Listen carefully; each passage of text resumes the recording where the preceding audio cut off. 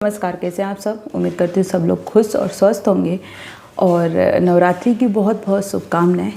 हमारे सब लोगों को नवरात्रि को बहुत बहुत शुभकामनाएं। माँ का आशीर्वाद हम सब पे बना रहे, क्योंकि उनके आशीर्वाद से ही ये सृष्टि चलती है और हर एक चीज़ चलता है। इसीलिए हम सब पे माँ का आशीर्वाद बना रहे। और हर हर महादेव। बड़ों को नमस्कार और छोटों को बहुत सारा प्यार।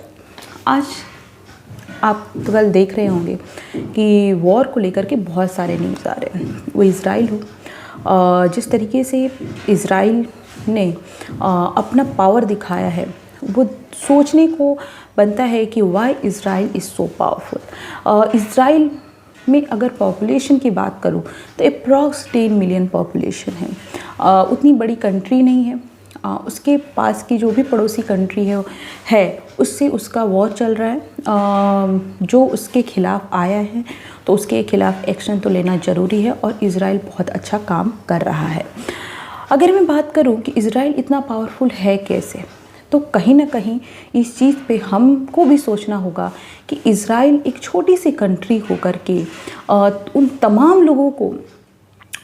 लोगों जो उसके खिलाफ आए हैं, उसके खिलाफ जो भी रहा है उसके खिलाफ वो एक्शन ले रहा है और सक्सेस भी पा रहा है। देखिए, जहाँ पे अपने देश में क्या है कि बहुत सारे लोग जो हैं वो हर एक चीज़ को पॉलिटिक्स में लाते हैं और इस वजह से बहुत सारी चीज़ें जो होनी चाहिए वो नहीं होती है।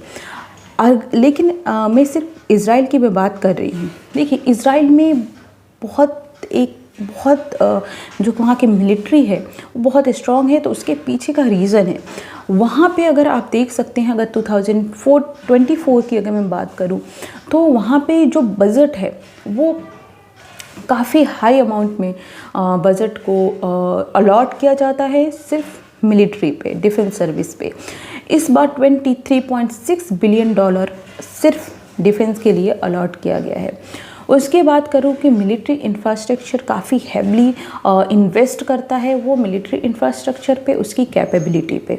ये एक इम्पॉर्टेंट फैक्टर है कि वहाँ पे जिस तरीके से मिलिट्री पे, डिफेंस पे जो सरकार का सपोर्ट रहता है, जिस तरीके से इन्वेस्ट किया जाता है, वो काबिले तारीफ़ है। वहाँ पे जितने भी हाई टेक्नोलॉजी इक्विपमेंट्स हैं जो मिलिट्री में यूज़ किए जाते हैं वो खुद की कंट्री के ही बनाए होते हैं। वो दूसरे कंट्री पे डिपेंड नहीं है। वो ये इसलिए भी इसका रीज़न यही है कि वहाँ पे ज़्यादा से ज़्यादा बजट जो है वो डिफेंस के लिए अलॉट किया जाता है। ज़्यादा से ज़्यादा पैसे डिफेंस के लिए होते हैं ताकि वो किस तरीके से हाई टेक्नोलॉजी इक्विपमेंट्स तैयार कर सके। अब जितने भी टैंक हो, मिसाइल हो, सबमरीन हो, फाइटर प्लेन हो, जो भी होते हैं हमारे डिफेंस में, उन सब को वो खुद प्रोडक्शन भी करता है। और ये चीज़ें सोचने वाली बात है कि इज़राइल एक छोटी कंट्री होकर के और इतनी काफ़ी हाईली टेक्नोलॉजी इक्विपमेंट्स हैं उसके पास, तो कहीं ना कहीं वहाँ पे डिफेंस को पॉलिटिक्स से अलग रखा जाता है और वो चीज़ें पूरी तरीके से सपोर्ट है वहाँ पे।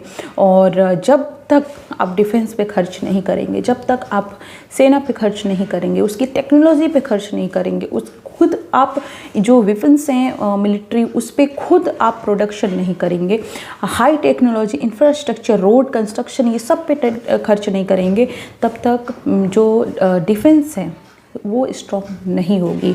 तो ये सोचना होगा। एक इम्पॉर्टेंट फैक्टर की अगर मैं बात करूँ जो कि मुझे बहुत पसंद आया, वो है जॉब। वहाँ पे 18 इयर्स, वो मेल हो या फीमेल हो, ये कोई मैटर नहीं करता है। वो आपको ड्यूटी देनी है, आपको ज्वाइन करना है, सेना ज्वाइन करना है। आप मेल हो या फीमेल हो, सबको कंपलसरी है कि आपको सेना में जाना है।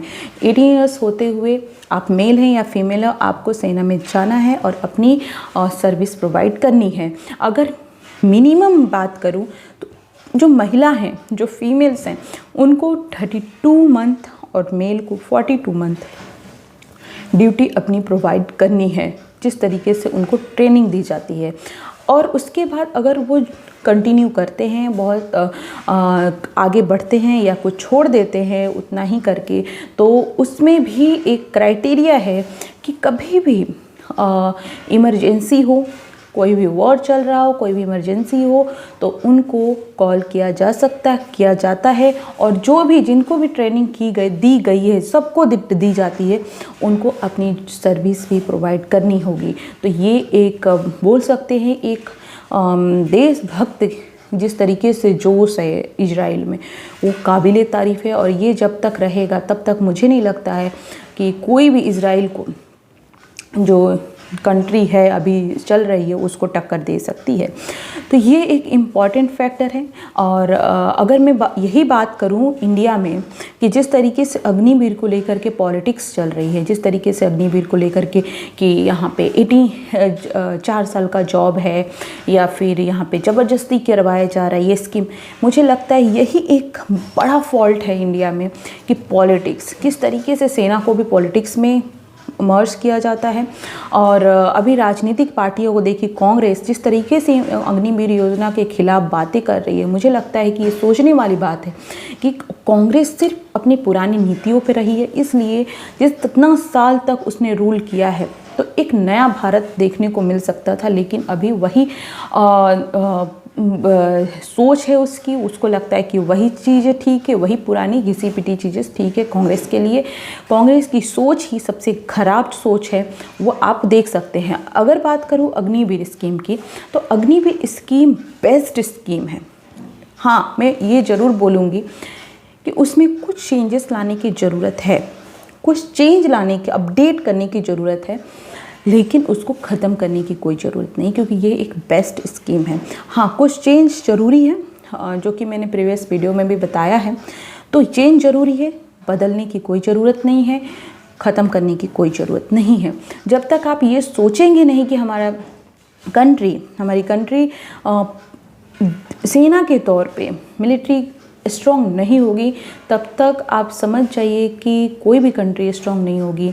और हमारे यहाँ बोला जाता है कि जिस तरीके से वॉर चल रहा है, तो इस चीज़ को देखते हुए भी हमें ज़्यादा से ज़्यादा डिफेंस में खर्च करने की ज़रूरत है, ज़्यादा से ज़्यादा बजट अलॉट करने की ज़रूरत है, ज़्यादा से ज़्यादा हाईली टेक्नोलॉजी जो इक्विपमेंट्स है उसको तैयार करने की ज़रूरत है। रोड कंस्ट्रक्शन जितने भी एरिया है, कनेक्टिविटी बढ़ाने की ज़रूरत है, ये सब चीज़ें बहुत ज़रूरत है और वो उस पर अब काम हो भी रहा है। तो ये चीज़ें सोचनी होगी कि एक इज़राइल एक छोटी कंट्री हो करके किस तरीके से उसने अपना एक दमखम रखा है, उस चीज़ से बड़ी बड़ी कंट्रियों को सोचने की ज़रूरत है कि अगर सेना को किस तरीके से आप स्ट्रॉन्ग कर सकते हैं। तो ये चीज़ें बहुत काबिले तारीफ़ है इज़राइल के लिए कि वो इतनी स्ट्रॉन्ग है। वहाँ के इंटेलिजेंस एजेंसी देखिए मोसाद, जो कितने हाईली एक्टिव रहता है, उस पर खर्च करता है। वो जितने भी साइबर टेक्नोलॉजी है उस पर इज़राइल काफ़ी पैसे इन्वेस्ट करता है।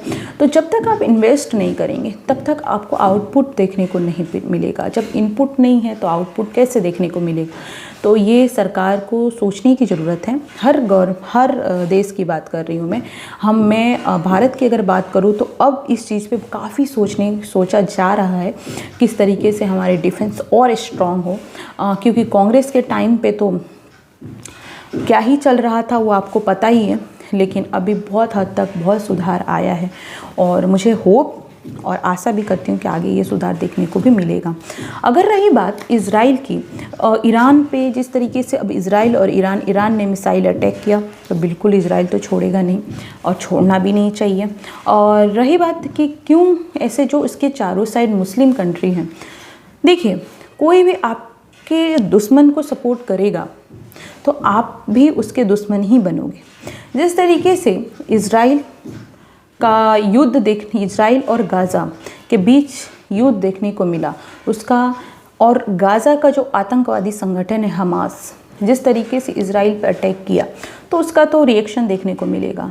रही बात दूसरी फ़िलिस्तीन, उसका भी रिएक्शन देखने को मिलेगा ही।